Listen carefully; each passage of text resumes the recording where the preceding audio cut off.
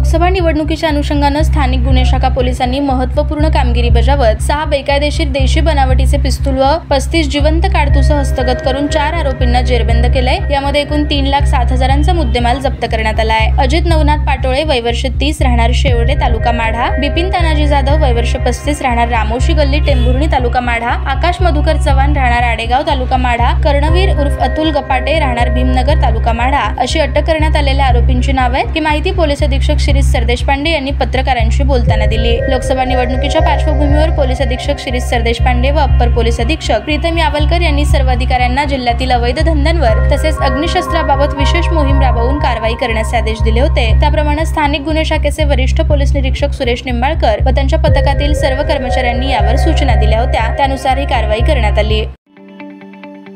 ताज्या बातम्या पाहण्यासाठी प्राईम महाराष्ट्र न्यूज चॅनलला सबस्क्राइब करा।